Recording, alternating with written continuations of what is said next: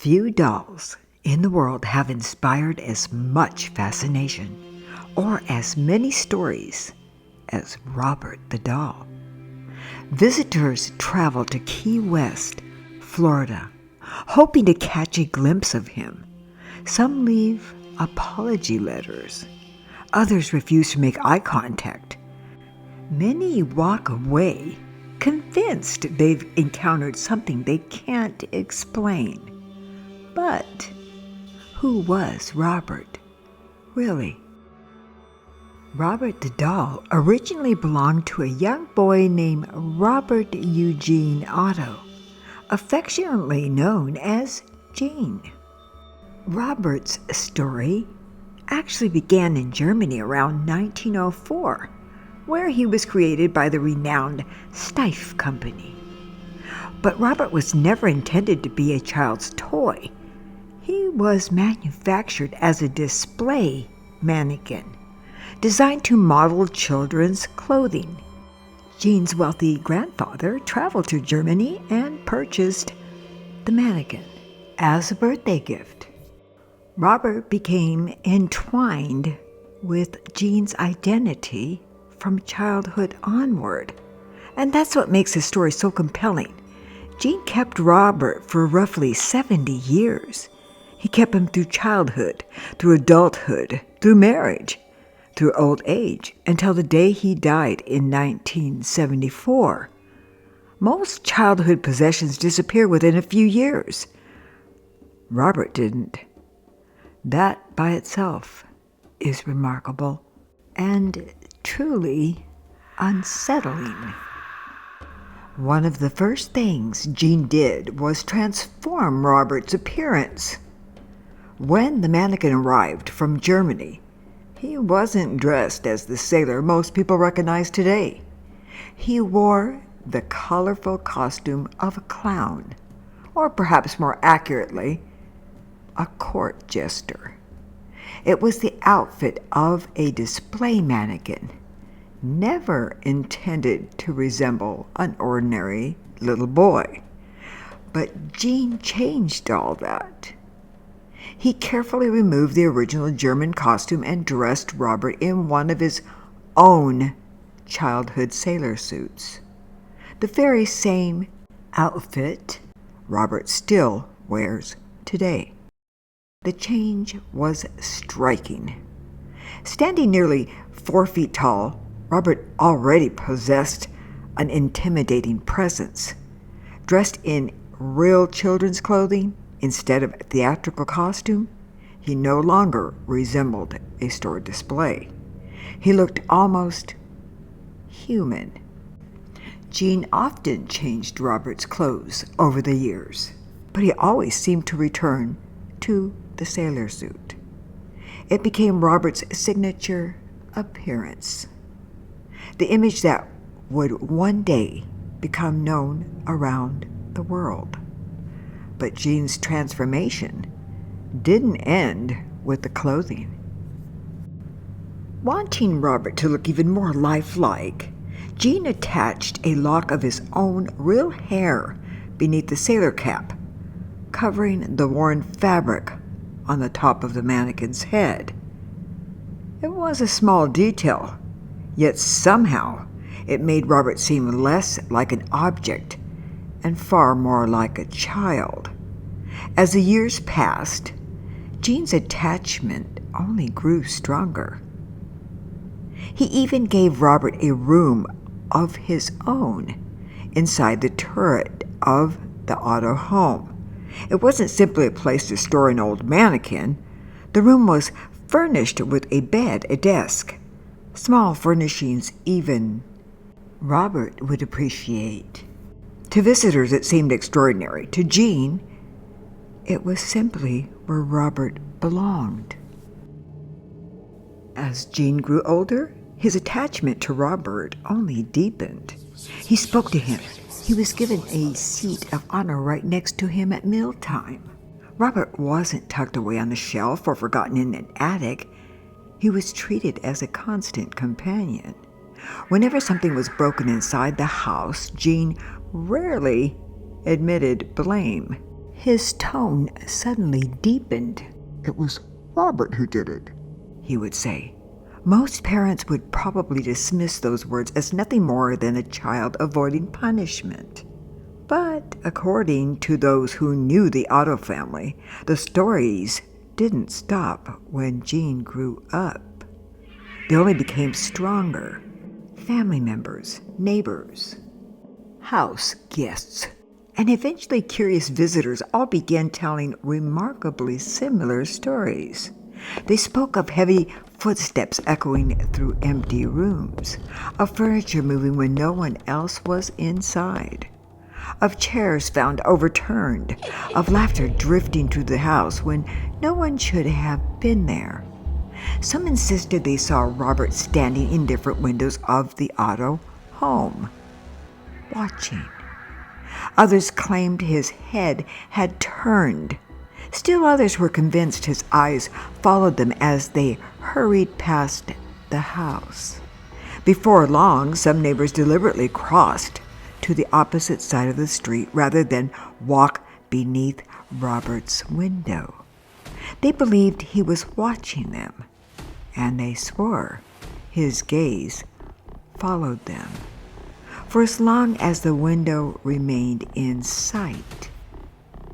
By then, many people had stopped referring to Robert as simply a doll. They believed he was something else entirely. Something that listened, something that watched, something that waited. Whatever Robert meant to Jean Otto, one fact is difficult to ignore. He never let him go. From childhood to his years abroad studying art, through his marriage, and into old age, that kind of lifelong attachment is difficult to explain. But not everyone in the Otto household shared Jean's affection. His wife, Annette, despised him. According to numerous accounts, she grew increasingly tired of sharing her home and her marriage with Robert. Whether she feared him, resented him, or was simply exhausted by the role he played in Jean's life, no one can say for certain. But eventually, Robert disappeared from view. He wasn't placed on display, he wasn't given away, he wasn't donated. Instead, Annette carried Robert upstairs and shut him inside a cedar chest. Then she closed the lid. Many people believed that cedar chest became Robert's tomb. Locked away, hidden from sight, left in silence beneath the roof of the old Otto home. But even that, according to stories, wasn't the end. When the Otto home was eventually sold, Robert was still there, waiting for the next family to find him. The new owners, William and Myrtle Retier, purchased far more than an old Victorian home. They inherited Robert. For a time, he remained exactly where Annette had left him, locked away, silent, forgotten, until one day, someone opened the chest. It wasn't an adult. It was a little girl. What happened next would become one of the most disturbing chapters in Robert's legacy. According to the family, the nightmare began in the attic, where their young daughter unearthed the doll from the shadows.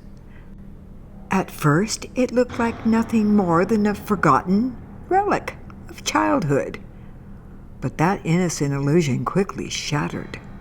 The little girl didn't just find Robert. creepy. She insisted he was terrorizing her. Her parents would wake to her blood-curdling screams in the dead of night, pleading with them to get him out of her room. She wept that Robert was alive, claiming the doll actively tried to physically hurt her. Decades passed, but the trauma never faded. Even as a grown woman, she never altered a single detail of her story. Whether the world believed her or not, she carried that terror to her grave, maintaining that Robert actively hunted her. Following the young girl's terrifying encounters, the exhausted family finally decided they could no longer coexist with the entity in their home. So in 1994, they donated Robert to the Fort East Martello Museum in Key West, Florida. But anyone hoping the change of scenery would quiet the doll was severely mistaken. Safe behind glass, Robert's personality didn't soften. It took on an even darker, more calculated edge. He transitioned from a domestic terror into a vengeful public menace, demanding absolute submission from anyone who looked at him. A strict supernatural bureaucracy was born. Visitors quickly learned that they could not photograph or mock Robert without explicitly and politely asking his permission first. Those who disrespected the rule reportedly suffered sudden, catastrophic misfortune. One visitor took an unauthorized photograph and within 48 hours was involved in a serious automobile accident. Another left at the warning sign only to find his rental car disabled in the museum parking lot. Whether coincidence or something more, stories like these became part of Robert's growing reputation, with visitors attributing financial setback, accidents, illnesses, and other personal misfortune to their encounter with the doll. As those stories spread, more apology letters arrived, all pleading for Robert's forgiveness. Even locked away each night behind museum glass, Robert's legacy refuses to sleep. Museum staff soon learned that closing the exhibit wasn't always the end of the story. More than a few quietly admitted that Robert had a habit of following them home, slipping into their dreams night after night. Others refused to walk past his exhibit after midnight, convinced they had heard faint tapping coming from somewhere inside the display. Today, Robert is treated less like an ordinary museum artifact and more like an honored historical dignitary. Only one designated museum handler is permitted to open his enclosure or move him, always wearing pristine white archival gloves. Officially, the gloves protect the historic fabric and preserve the doll for future generations, according to the protocol. However, they serve another purpose as well. Robert simply doesn't appreciate the touch of bare human skin. The most delicate time of the year arrives each fall, when Robert is temporarily relocated for seasonal exhibits. Before the move begins, staff carefully explain where he is going and when he will return, hoping to keep the transition peaceful. Another tradition has become just as well known. Peppermint candies are often left for Robert, a light-hearted custom embraced by many who believe it's better to stay on his good side than risk offending one of the world's most famous haunted dolls. Each day, the staff greet him with a quiet, "Good morning, Robert."